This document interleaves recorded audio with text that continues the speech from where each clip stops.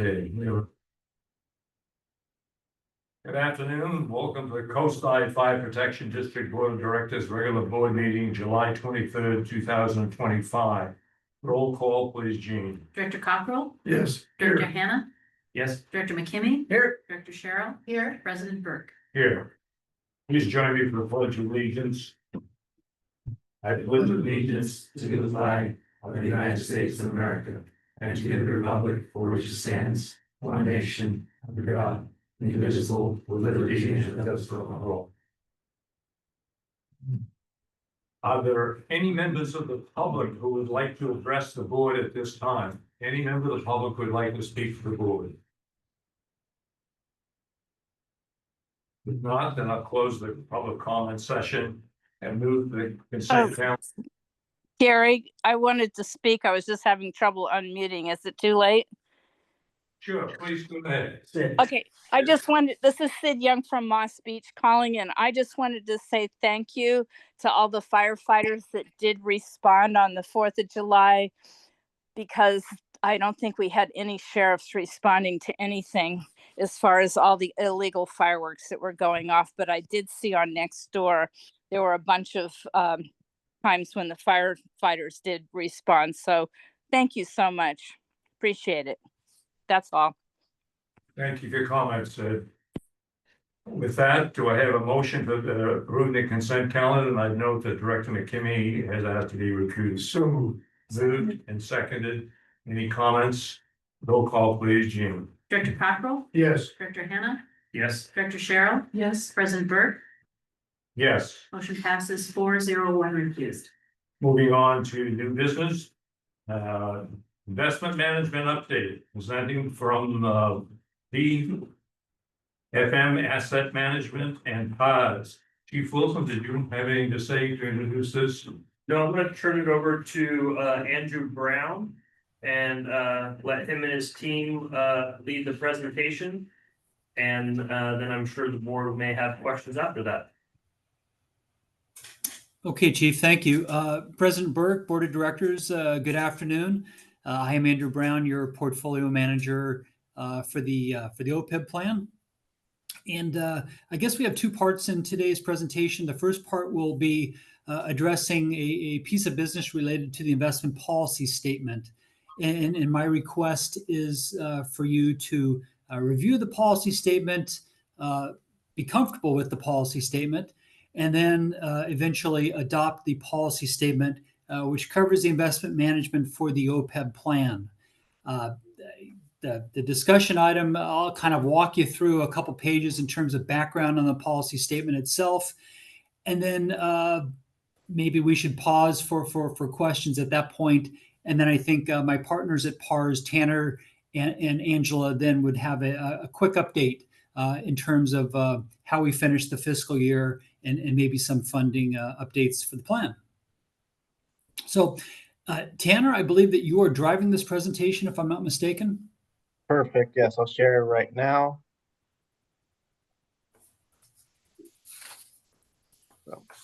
And I think it's on page 5, maybe 4. Yeah. Yeah. And so in terms of just a quick outline in terms of what an investment policy statement delivers, the agenda today, we'll talk about the purpose of an IPS, why we are updating the IPS, what was updated, some implications, and then maybe the next steps. So next page, please, Tanner. Excuse me, just to note that the board has a copy of this presentation and it's a public document if anybody would like to have one. Please go ahead. Okay. So first bullet point there, the document, the investment policy objectives, performance expectations, and investment guidelines for the trust assets. The main tenets or the meat of the document typically will describe the time horizon, risk tolerance ranges. Certainly from an investment standpoint, we describe the asset allocation policy that we seek to implement to deliver upon the goals and objectives of the plan. We state maybe the obvious that we're going to diversify. Well, maybe it's not so obvious because sometimes we have clients that just say, hey, just put it all in the S&P 500. So we state in clear language that we will diversify the trust assets and that we do have a long-term horizon for the investment structure. We talk about risk. We certainly address liquidity. Your liquidity needs are somewhat modest, at least historically they have been. But we put those requests or those objectives down. And then finally, of course, we comply with all fiduciary due diligence and legal requirements related to the trust. But I think maybe the key point is we state that in a written document. Next page, please, Tanner. Yeah, and so I guess the motivation or the catalyst maybe here is that on January the 1st of 2024, Highmark Capital Management migrated, merged, whatever the adverb was, into PFM Asset Management. And so Highmark was a subsidiary of Union Bank. Union Bank was acquired by US Bank in 2023, and US Bank had acquired PFM Asset Management the year before they acquired us. So US Bank invariably has two registered investment advisors, Highmark Capital Management, which had about $8 to $9 billion in assets, PFM, which had about $200 billion. So the decision was made to move from Highmark into PFM Asset Management. And I'll share with you this, and I think that, well, hopefully you would attest to this, is that, it's been 6 quarters since we've been officially PFM Asset Management. And in terms of how we manage the trust, I really don't think much has changed over the last 6 quarters. But we are still sitting with a Highmark Capital Management document. And so my compliance colleagues at PFM would like to request that I update the document to follow maybe more of a PFM template, if you will. So that is the real maybe catalyst behind the request today to update it to a PFM asset management document. Next page, please. Okay, so what was updated?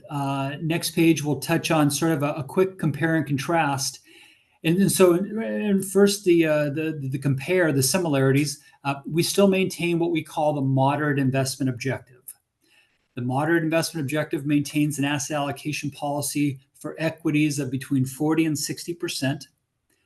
Fixed income is between 40 and 60%, and cash can go between 0 and 20%. Other similarities, the same prohibited investments that we weren't going to be investing in at Highmark, we're not going to be investing at PFM. The chain of control and duties and responsibilities of both the portfolio manager, PARS, as well as the trustee, that stays the same as well. Tanner, page 9, please.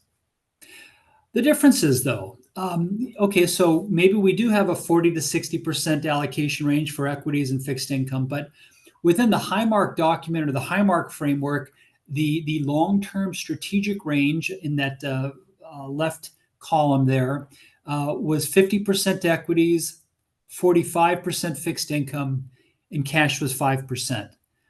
PFM says, probably don't need 5% in cash. Let's maybe lower it to 2%, taking that 3% and placing it in within the fixed income segment. So the PFM target would be still 50% in what we call growth assets, but equities.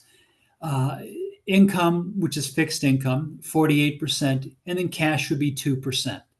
There is one additional asset class that PFM embraces that maybe Highmark didn't really allocate to, and that is something called global infrastructure. Within a 50-50 portfolio, the target allocation long-term for global infrastructure would be 2.5%.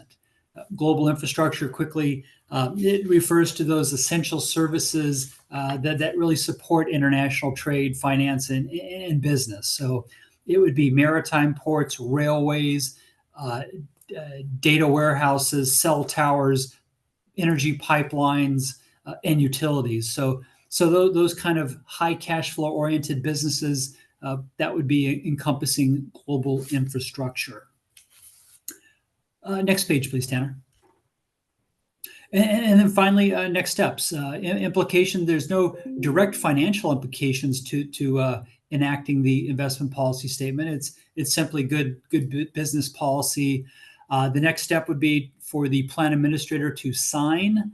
And then, of course, on an ongoing basis, both sides would monitor and make sure that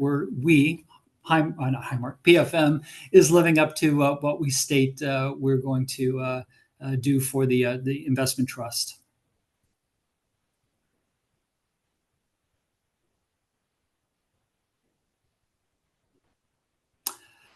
So let me pause and see if there's any questions with the board. Not so far, I believe. Go ahead, continue.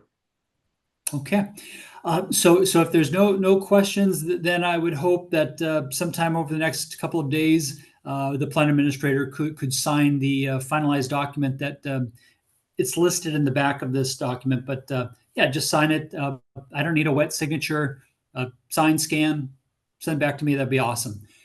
Tanner and Angela, I'm going to send it back to you and just sort of bring me in when you want me to make an observation. Perfect. Thank you, Andrew. And thank you, board. Now we're going to hone in more on your OPLEB update, and we're just going to dive in a little bit here.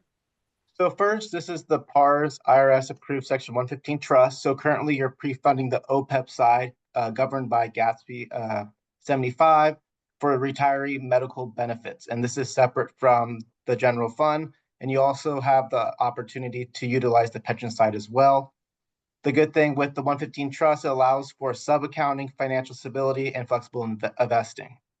And then the next slide, we really are going to talk about the summary of your actual account. So the plan effective date of this account goes back into May 1 of 2009. The plan administrator is the board secretary and fire chief. The current investment strategy is the moderate strategic blend, and it's in an individual account. And then the second half of the page is an update as of June 30th, 2025. The initial contribution was back in June of 2009 of $550,000. And an additional contribution was made just north of $2.3 million, bringing your total contributions just above $2.9 million. So far, the disbursements that have been taken out are just north of $2 million, bringing the overall account balance just above $4 million. And then if we go to the next page, this is an illustration and of your history of your total contributions, disbursements, and total assets as of that June 30th date. So you could see in the bar graph here, it has the years, contributions, disbursement, total assets, going all the way back to June of 2009, all the way to June of 2025.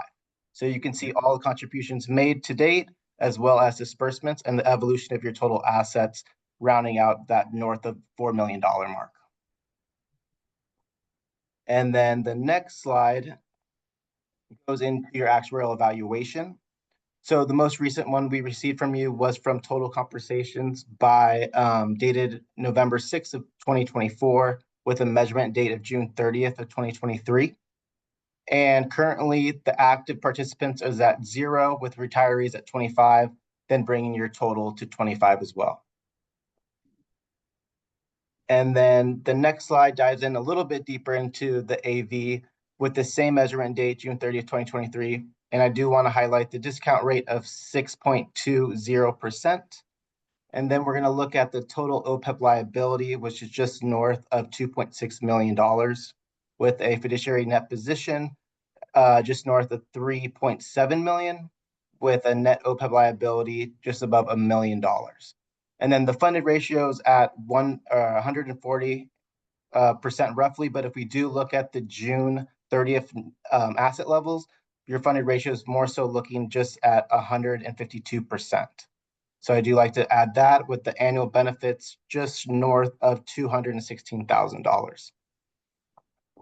Any questions here so far? Questions, board? I don't know, at least, at all. Are you going to go into the investment policy statement now? I have a couple of questions, and I'm not sure this is you. Yeah, we have the investment policy statement at the end as well. Just a couple of introductory comments. First of all, when this board decided some years ago to go into this program with PARS at the time, it was very controversial. I don't recall whether PARS had been in existence very long, but at least on our board at the member of the time and the public then, it was very controversial that we should put the money into this. And but obviously we did, and the results have been outstanding. And my compliments to all the people in PARS who worked with us over the years, particularly adjusting our asset allocation and other changes that take place on this type of thing.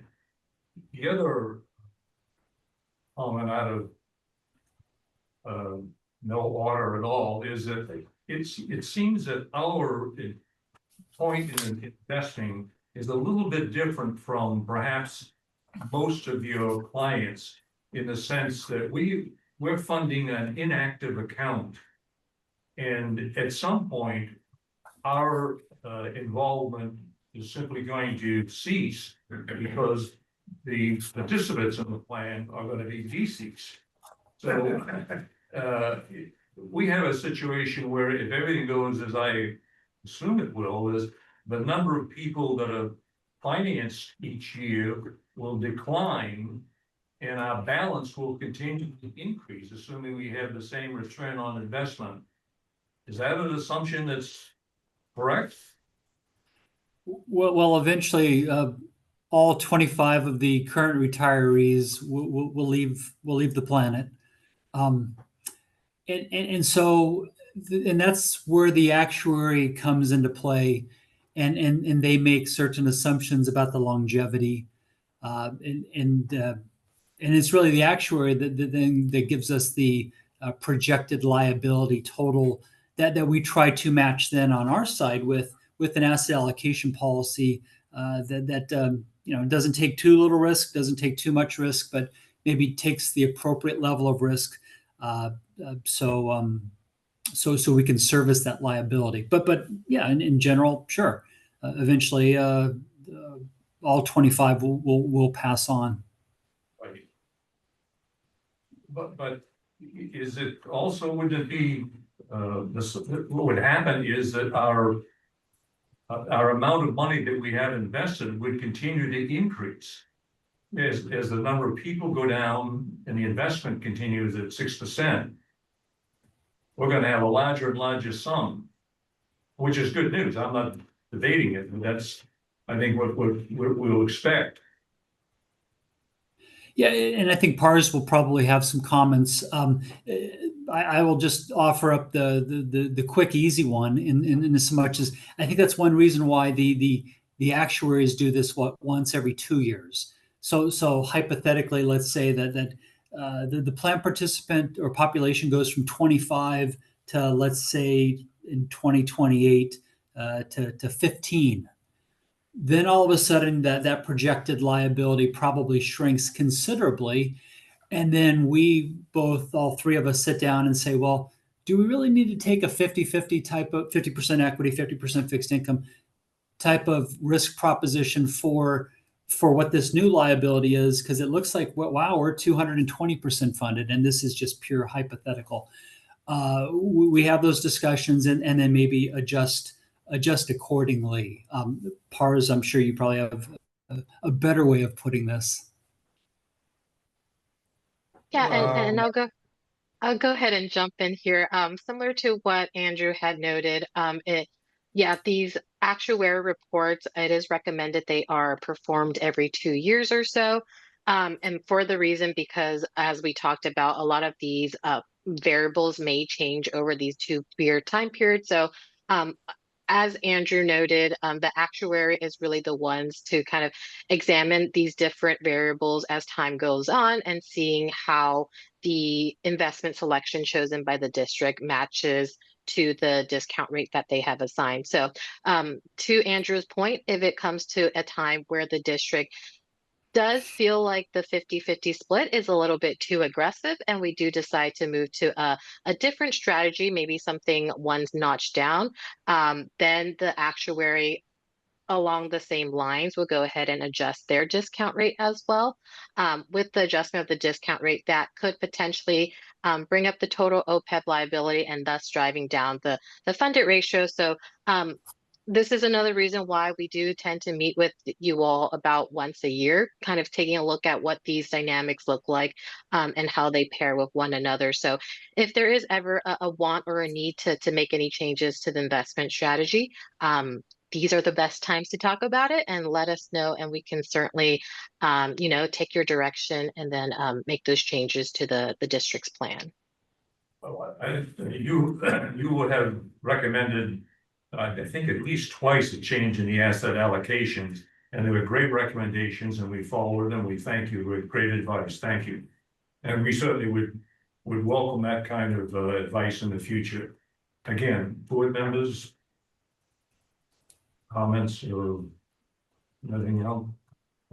Yeah, this is kind of a off the wall question, but has anybody, any of your clients, for whatever reason, paid off their OB, whatever the acronym, OPEB trust? Have they actually paid it off, to CalPERS, whatever the liability is? Do you know of anybody that's done that? I am not aware of anybody who's done that, mainly from the standpoint of, let's say, buying an annuity and paying it off, or doing that through vis-a-vis CalPERS. We do have clients that, and it's maybe one handful that have a stronger funding ratio than your district does. So you're in a small fraternity, but be that as it may, that small fraternity, I have never seen, cut a unilateral check to either CalPERS or some annuity provider. Angela, Tanner, I don't know if you've seen it. Yeah, same on my side. I haven't seen an agency that have paid off essentially their entire liability for OPEB. But yeah, and as Andrew pointed out, the district is in a very good position. We don't see the funded ratio typically this high.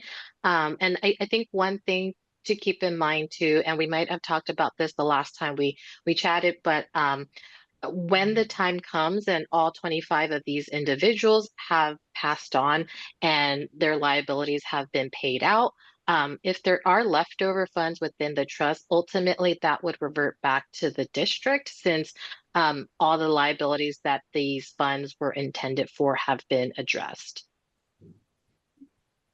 Yes, thank you. And by the way, let me just also point out that there is, what we're doing in discussing this is how well we manage the assets and ensure that the retirees receive their full benefits. There is no attempt by the board to cut any of the benefits, to do anything that would impair their ability to get their benefits, the health benefits. With that, please go on. Yeah, so at the I think at the back of this presentation, we have an actual listing of the document. You'll see the draft watermark indicating that it's still in draft form.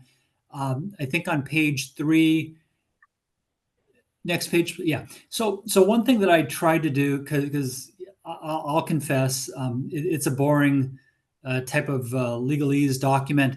I tried to highlight maybe some relevant sections, or at least relevant titles for the various roles, and you can see I highlighted administrator.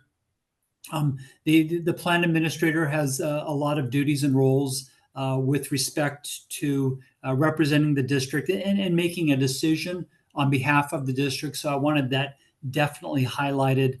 I think on page 6 to me has maybe. If there is any meat on the bone, it would be on, this would be the bone.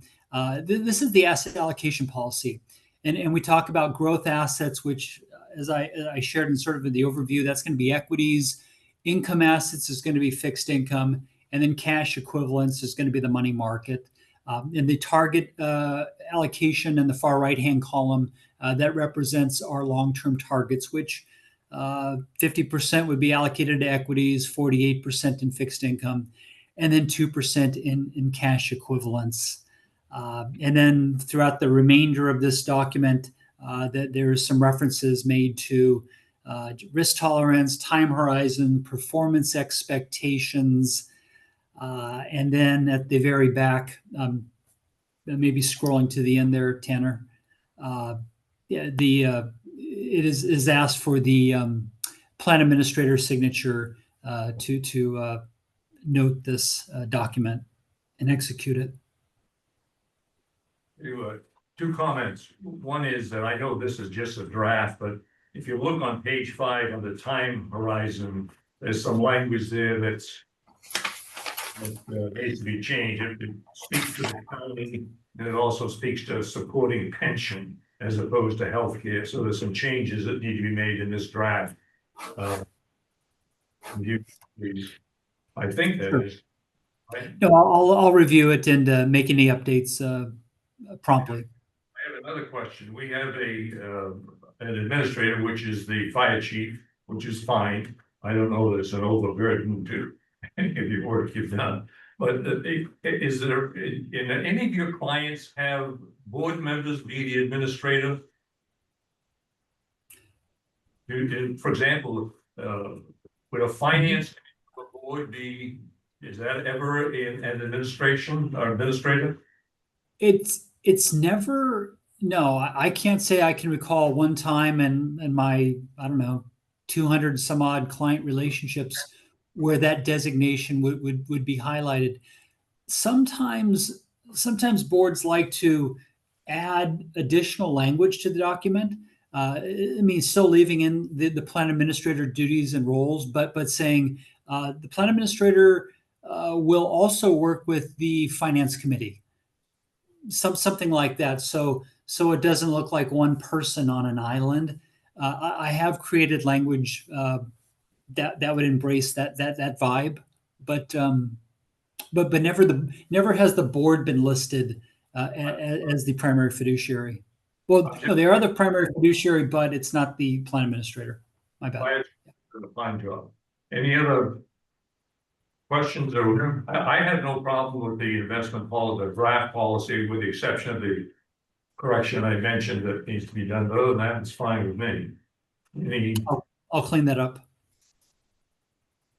Anything else? No, we need to take a. I asked for them to give me direction Yes. to have legal review and sign the document. Yes, correct. I'm sorry. Can I ask for direction to have Jean review the document for legal compliance, and then I will sign, asking for permission to sign as the administrator. That's a motion. Second. Any further comments? It's a done deal. Jean Thank will- you. We will ensure that it's correct. The administrator will sign it. And just inform the board that it's been done. Okay, Yes, thank you. with that, if there's no other questions, thank you for your excellent presentation. Thank you. Thank Thank you. you, President Berg. Board. Okay. All right, moving on. Adopt resolution 2025-40 determining special tax liability for community facilities district number 37. Apparently we missed one. What's Well, we had to wait a specific time before we could bring it forward to the board, so this is our last one of the 25-26. Okay, is there we have a motion to adopt resolution 2025-40. So moved. Second. Any comments? Roll call, please, Jean. Director Cockrell? Yes. Director Hannah? Yes. Director McKinney? Yes. Director Cheryl? Yes. President Burke? Yes. Motion passes 5-0. Moving on to item D, weed abatement, Chief Wilson. All right, for the last weed abatement program, we had 49 parcels that were not in compliance in the amount of $17,911.96 is what it costs to bring those into compliance. So the recommendation is that the board of directors accept the report as presented and approve the resolution to recover costs for weed abatement for those 49 parcels. Do I have a motion to approve the weed abatement billing? So second. Moved and seconded. Any comments? This is redundant as heck, but at some point in time, I just think this weed abatement and our involvement in it is a little bit, particularly with all the other organizations that are involved in weed abatement. And we, as I understand it, are somewhat unique in providing this kind of service. It just raises questions in my mind, but I'm not objecting to this at all at this point. We have a motion and a second. Roll call, please, Jeannie. Director Cockrell? Yes. Director Hannah? Yes. Director McKinney? Yes. Director Cheryl? Yes. President Burke? Yes. Motion passes 5-0. Very good. Moving on, Finance Committee report. We do not have a finance spreadsheet with us today, but we certainly will have one next month. After that, the only comment I'd make on the Finance Committee, the last month, as you recall, we were in solid shape and we reviewed the preliminary budget, made a couple of suggestions to do it and so forth, but I'm not aware of anything that that is unusual that needs to be addressed. I would just say, without getting political or anything like that, if you read the papers or watch the news, the state of California is kind of has a very unique, or not unique, unusual situation in terms of their budget, and depending on who you listen to and who discusses it, is one article that I quoted for that was on the web that says it has currently in the current coming fiscal year a $20 billion shortfall, and yet it's taken some $7 billion out of reserves and doing it. But there's some, at least in my mind, it seems to be very iffy just what the state budget situation is and what might happen. And the reason that it makes me a little bit nervous is that at one point a few years ago, when there was a similar kind of situation, the state enacted something called, and I don't know what it stands for, Gene, ERAF, and came to organizations such as ours and took money, if you will, that would be used locally. We happen to be a very unique, there's 7 or 8 local organizations that are in ERAF that were not impacted, but most of them were. And when I see the state having challenges on their budget, I'm just saying, I hope the heck it just doesn't come floating down to us. There's no indication it has, just an observation. Other than that, did you have anything, JD, on the? No. Any comments? No. The man who used to run Woodside's finances called it, every meeting, he called it tax theft. Because they just take it. Yeah. That's Well, that's my concern about us being in solid financial shape. There's someone from some area where we don't have any control over. Hey, you got a lot of money, we'll take it. Which is essentially what you have to. Yes. To us. Yeah. Well, that hasn't happened or anything else, but it's just something we gotta be, Well, it hadn't happened before you ran either. yeah, we'd be aware of it. Yeah. Oh, moving on, volunteer committee report, Director Cockrell, Director Hannah. Well, instead of having a business meeting, they prepared for the 4th of July parades, and I have my own report. I know that the 4th of July was great and a lot of group reports were made and fun to be had, so which was great to celebrate. Great. Great. Thank you. Okay, Planning and Structures Committee report, Director McKinney, Director Cheryl. Chief Wilson, Is Chief Silverback. he is officially, as of today, approved to come back to work. So we'll see him in person next week, is our hope. He's probably started shaving with that giant beard he had. But yeah, and then did you want me to give an update on 41 project and 44? If you were, please. Okay. So Station 41 South Lot project is moving along on track. There's a sidewalk poured around the gravel path through for the defensible space garden. Fire safe garden is being done. We approved signs 2 days ago. Yeah. So they're moving along. We're gonna have a site visit on Monday at 1 o'clock with Sean out there and get to go behind the gate into the project site. And then Station 44, the temporary is moving along. PG&E has gotten on board. And we're fixing that kind of slowdown there. And Sean has started to look at having the pre-bidding process outlined so that we can start moving ahead for the rebuild at 44. Very good. I drove by, and maybe you have also the on Station 41. It does look, even at this stage, it was really attractive. It's going to be a very great addition to the community, I think. Yeah. Yeah, the addition to the safety of the public with a true sidewalk and not a dirt path and giving them a buffer if they want to walk down to the fire safe garden is going to be really nice. Yeah. Anything else? Okay.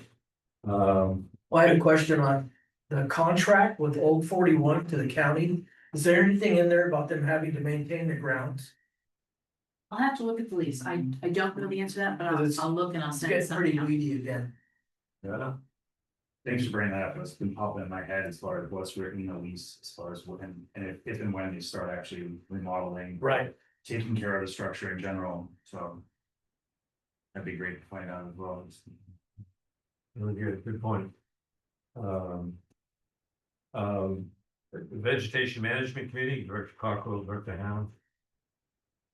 The only comment would be, one of the other board members brought up an issue having to do with the vegetation that Caltrans owns, which is becoming, I guess, quite a bit of a fire hazard as compared to the rest of the district.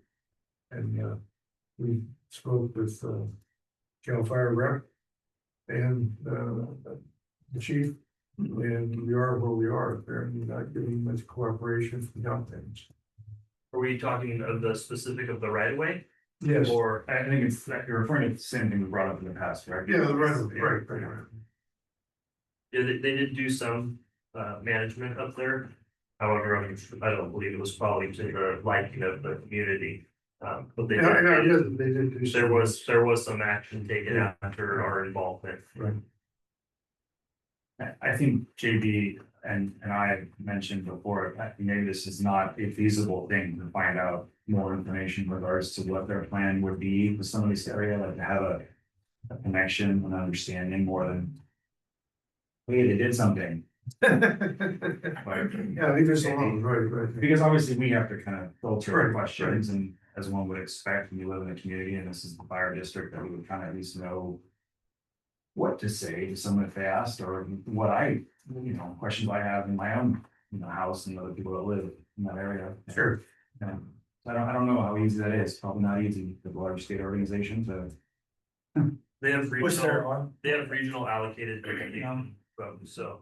I don't know if we mentioned that, I kind of feel like we said maybe we send them a letter or just kind of reach out and say, oh, this is the board, and then we'd like to find out whom and how this is controlled and.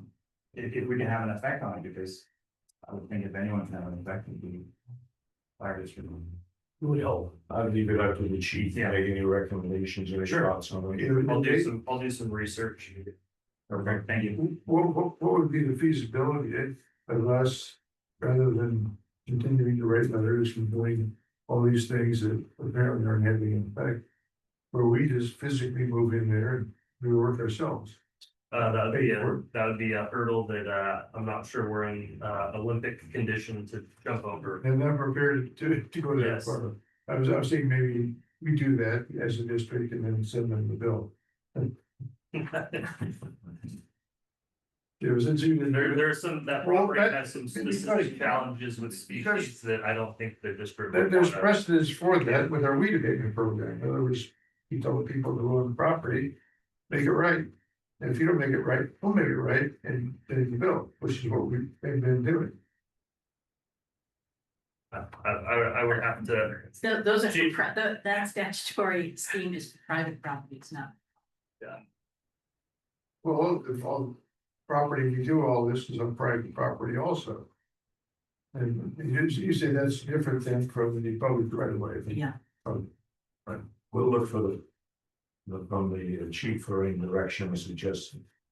Okay? What motivates Caltrans the best? What was the question? What motivates Caltrans the best? Is it public pressure? Is it political pressure? Is it, I think it's a combination of both on the same topic. okay, And I know that the RAND group up there formed. And we did see some positive work done Yes. shortly after they became a unified voice. So so having them take the next step along with the appropriate political figures, you think would have an additional positive outcome? it could have a positive outcome. It depends on if political figures want to participate in that, if that's a priority for them or not. I see. Thank you. Yeah. I'm just not sure who can hold Caltrans accountable. It seems to be a mystery. Okay. Moving on. Is there anything else? Okay. Moving on, Special District Association, Director Ham. Did you have any comment? Yeah, let me interrupt you, because I'm not sure who gets these.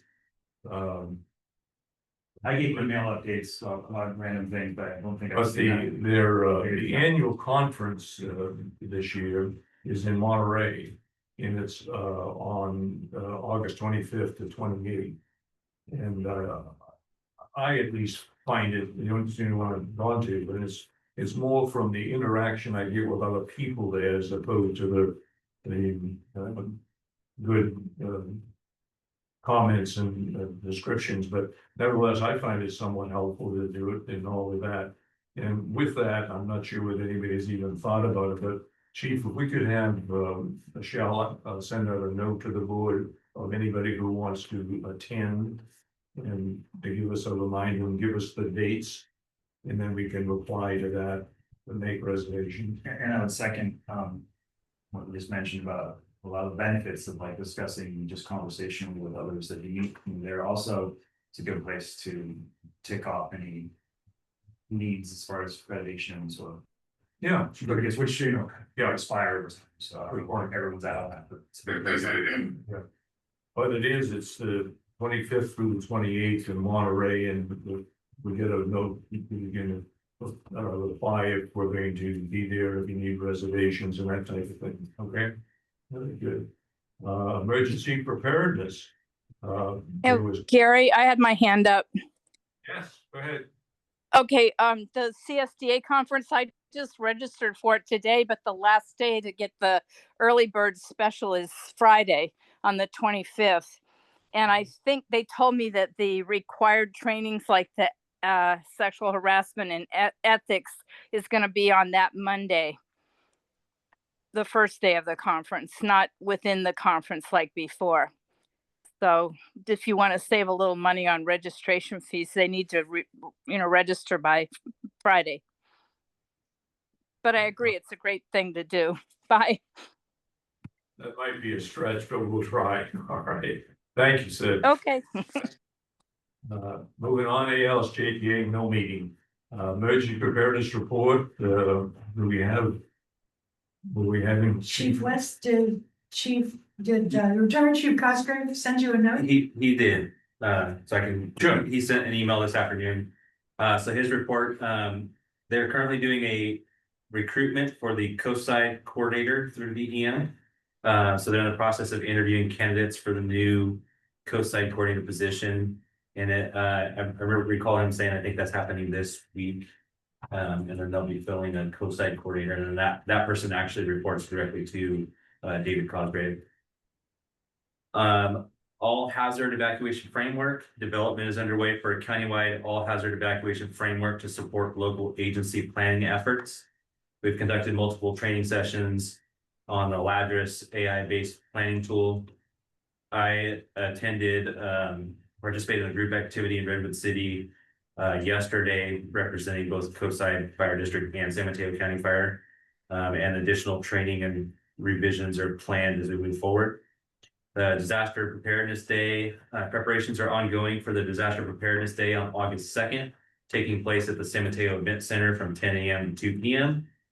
And next month, DEM will be hosting a tsunami tabletop exercise. They're going to be coordinating coastal partners in that, and I believe that's being held at the Oceana next month. Very good. Thank you, Chief. One additional note that came up after that note was sent is that Caltrans has acknowledged that there is a continuing flooding problem that creates hazardous driving circumstances at the Horseshoe on 92. And they are now in the process of approving drawings because it's a point of convergence of two different streams. And every time it rains, it becomes a waterway. So Yeah. that is, there are plans now to remedy that. Right. And it's going to be involved with construction, which will happen at night, hopefully. And that there will be, for a period of time, traffic will be down in one lane. But we will hear more about that when the exact schedules are established. But at least there's been acknowledgement that there is an issue there and that Caltrans is willing to remedy it. Very good, thank you, Sophia. Okay. Moving on, sub report, Director Cheryl. Sort reports light this month. Normally, we try to take August off to give all of our volunteers a breath to enjoy the summer and time with their family. But this year it got moved to July, because we are doing Spanish CERT starting August 6th and running through the 30th. And it's a 5-course, 5-class course, and it's gonna be pretty rigorous because everything we're doing is being translated into Spanish.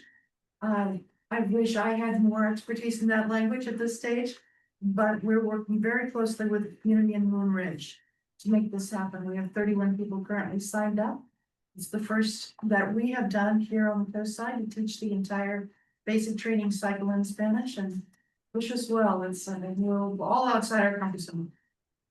We have completed at the end of June, we completed the first year of our Measure K grant, and we're now in the second year, enrolled immediately into the second year.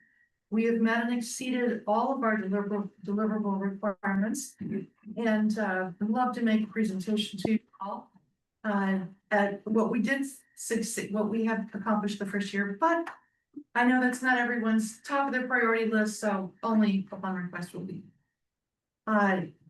We are working this month on, of course, Spanish CERT and the Great Coastside Shakeout, which is a coastside-wide multi-agency radio communications drill and earthquake practice drill that happens on September 27th in the fourth. Okay. That's it, you do? That's it, sir. Okay, great, thank you. Attorney's report. Nothing, thank you. All right. Fire Marshal report. Good afternoon. For the month of June, 48 plans were reviewed and 64 inspections were completed. We're continuing on our annual business inspections and inventory inspections, continuing. Other than that, about a third of the residential units for the Stone Pine project have been signed off, so residents are starting to move in. And yesterday we had our initial kickoff pumpkin festival meeting with the city of Half Bay and the pumpkin festival. So we're starting those conversations and report. Very good. Yeah, it's time to pump it back over. Very good. Okay. Fire Chief's report, Chief Wilson. All right, first, I want to give kudos to Chief Griffin, Fire Marshal Office himself for the Stone Pine project. and making sure that we were helping meet the timelines that to get people in there as quick as possible. So his team has gone above and beyond to make sure that Coastside Fire Marshal was meeting those requirements, so I appreciate that very much. On our statistics for the month, there was 162 responses. We continue to see that response time drop, which is great.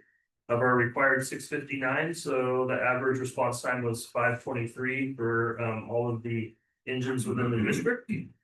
Volunteers, there were 4 dispatches this month for volunteers, 5 responded. And Pat gave the fire marshal office updates. The PARS statement was actually reviewed by Tanner. If you look at this year, we put 0 contributions into PARS as a district. We earned $386,000 and we expended $230,000. So we actually were a net positive of $150,000. So that continues to grow with no distribution into it, which is great. So as I said, I think we're 152% funded and we'll continue to go down that path. There was no new agreements. One thing that is coming up is next week on, I believe it's on Friday, the beach safety working group, which is it's being driven by Supervisor Mueller, is going to have all the agencies that participate in beach safety and rescue and start looking at coming together with a coastal safety plan. So we've been doing that, and that's exciting. And the lab rescue, the dog being rescued, seems to be the topic. I just remind everybody as a PSA to leash your dogs when it's required on the beach. End of report. What new agreements was that mean? We don't have any new agreements, so it's just, that's always posted on there if we have any new agreements, Like, any contract or anything like that that comes forward. okay. Good. Heath, did you have anything else? Anything else? Good. Members of the board, anything that you'd like to add? I wasn't, I'm just curious, in regards to the beach safety, is, you know, any more details about what the goal would be in this? I think the goal ultimately is to have a uniformed approach where we can provide an adequate response to folks, because we've had some catastrophic events on the coastline, and making sure that state parks, you know, San Mateo County Fire, Coastside Fire Protection District, Cal Fire, if we're using our air assets, all can work in unison with a kind of predetermined plan. Because right now on the coast, the swimmers are state parks, or if there's another agency. And Yeah, all right, so I was just kind of wondering if Supervisor Mueller or anyone in the county was looking at actually spending some I think that's. dollars into that world and seeing what could be done. I'll bring a report back after Friday's meeting to see what kind of direction is being looked at. In Santa Cruz County, we're going to what's called Watchtower. It's something that the lifeguards actually track their time with. But Chief Odie of Santa Cruz City brought it forward as an initiative within the city to help with beach safety. It is signage. There's an application that you can use on your phone that tells you kind of the level of where the beach is. We're going to be instituting that from the Santa Cruz County line to the San Mateo County line.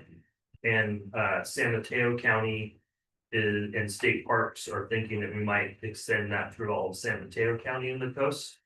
So we're working with state parks on approval of signage of their property because they have a sign approval process. And then that would have a QR code. And if you were a visitor, you would say you're at, you know, XY beach, tell you what the surf is for the day, what are the proposed dangers or perceived danger that day, and just a little bit more information. So there's some exciting applications hopefully we can implement along with maybe personnel to help mitigate that event. So I'll bring a report back next month. The RNA Foundation that was established by the family of the young man that lost his life off Carroll Ranch Beach, was just elected the nonprofit of the year for this whole region, and they are sponsoring a fundraising run in September. So everybody is learning more about that in social media. They were, the family was at Ocean Safety Week Yes, they were, and getting donations and stuff. right? And they've done And, such an outstanding job of having a positive response to this community, which originally they were not a part of. But they have done so much for us in the period of time since. It's just an amazing family, really, that is the backbone of this foundation. I forget how many of the life-saving rings they've installed, but it's A a fair amount. it's a fair amount. Very good. All the things that just mentioned, a couple of items that, first of all, the question is that, and I'm not sure that each year we've been getting a CalPERS safety plan analysis by Foster and Foster, the company. Do you happen to know, do we get this automatically, or do we have to audit this? For the last few years of their report, gee, maybe you could just see that if in fact it's an annual report, but usually we don't get it till like September. So for the Gatsby 68 reporting information, I know Michelle has been working with them. Oh, So okay. this should hopefully be in a package. That's, because I would like to see that. The other quick item is that some very good news. I mentioned some kind of distressing news I find in the state's budget, but CalPERS has been doing very well this year. And I won't go into the statistics, but they've had a solid year, which of course reduces our obligations and liability to them as well. So all positive on that.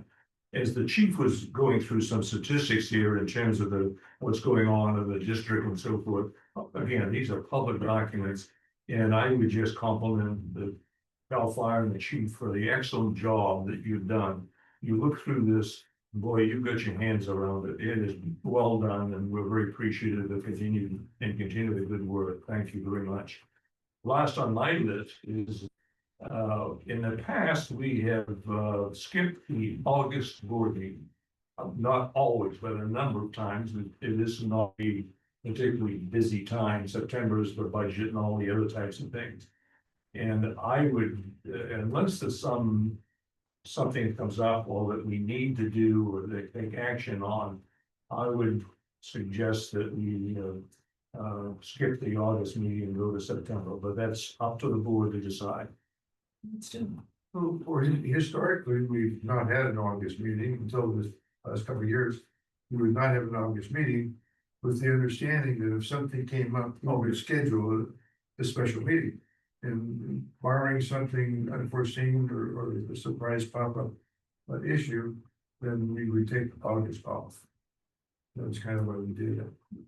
With that direction, unless there's an objection, I would just say that we might have an August meeting, and if there's as you say, if something comes up, we would look to the chief to inform us. We'll have a special meeting or have no meeting, whatever is appropriate. Is that all right, Chief? Yes. Okay. Anything else? I didn't like the way the PARS guy kept talking about the 25 passing. The one The 25 persons getting served by PARS. More than once they brought it up. Funny, yes. Without objection, when you're adjourned. The